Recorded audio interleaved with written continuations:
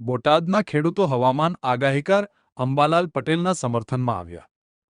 અંબાલાલ પટેલને વરસાદની આગાહી ચાલુ રાખવા ખેડૂતોની માંગ। ખેતીના આયોજનમાં આગાહી ઉપયોગી હોવાનો ખેડૂતોનો દાવો। કમોસમી વરસાદની આગાહીથી ખેડૂતો લાભ થયો હોવાનું જણાવ્યું। વિજ્ઞાન જાથાની ટીકાનો ખેડૂતો દ્વારા વિરોધ કરવામાં આવ્યો હતો અને અંબાલાલ પટેલ પર દબાણ થશે તો ખેડૂતોએ ઉચ્ચારી આંદોલનની ચીમકી। જરૂર પડશે તો કલેક્ટરને આવેદનપત્ર આપશું તેમ ખેડૂતોએ જણાવ્યું હતું અને વરસાદની આગાહી બંધ ન કરવા ખેડૂતોએ કરી અપીલ। અરવિંદભાઈ જયરાજભાઈ ગઢિયા ગઢડા સ્વામીના આ વિજ્ઞાન જાથાવાળા જયંતિભાઈ પંડ્યા જે છે એ ખોટા અંબાલાલ કાકાની વાહે પડી ગયા છે। અંબાલાલ કાકા જે 9-10 વર્ષથી જે આગાહી કરે છે સચોટ આગાહી થાય છે।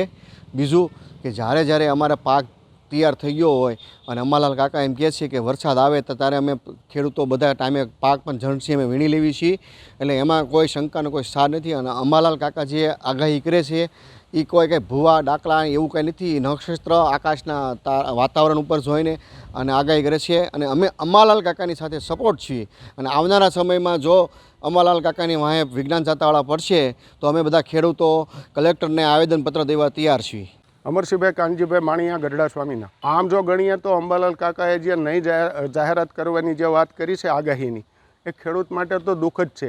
એટલા માટે કે ઘણા વર્ષોથી અંબાલાલ કાકા આગાહી કરતા આવ્યા છે અને આગાહી કરવાથી ઘણો બધો ખેડૂતોને ફાયદો થયો છે। એના ફાયદાની વાત કરીએ તો કમોસમી વરસાદમાં જ્યારે આગાહી કરતા ત્યારે ખેડૂતોને અથવા તો માર્કેટિંગ યાર્ડમાં જે માલ પલળવાનો હોય એ ઢાંકીને લઈ જાવો અથવા તો ન લઈ જાય આવી સ્થિતિનું નિર્માણ થતું હતું।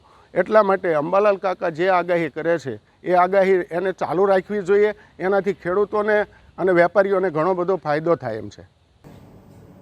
કે હવે હું વરસાદની કોઈ જાતની આગાહી કરીશ નહીં, તો વિજ્ઞાન જાથાવાળાએ જે વિરોધ કર્યો છે તે તદ્દન ખોટો છે।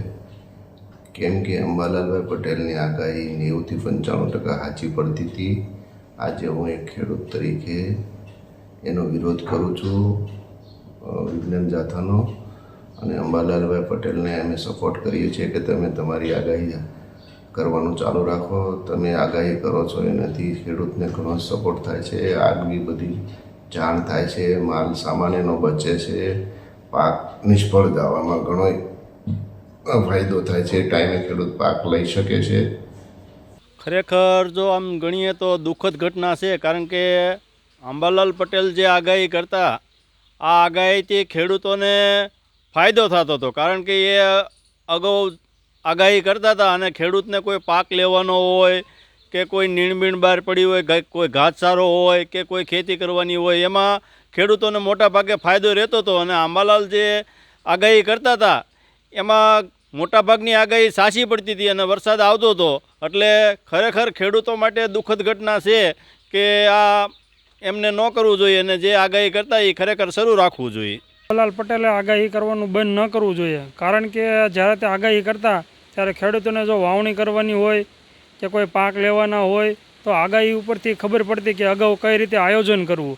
અને ઘણીવાર તેને વાવાઝોડાના જે આગાહી કરેલી છે તેના કારણે ઘણા લોકોએ તેની સાવચેતી કરેલી, તેથી લાખો કરોડોનું નુકસાનમાં બચી શકે છે ખેડૂતો બધા લોકો। એટલે આ જે અંબાલાલ પટેલે આગાહી કરી કે હું નહીં કરું નહીં, એને કરવી જ જોઈએ, જેથી ખેડૂતોને એક તો આ બધા ભાવ એવા થઈ ગયા છે અને આવી માઠી અસર ન પડે, તેથી એને ચાલુ રાખવી જોઈએ।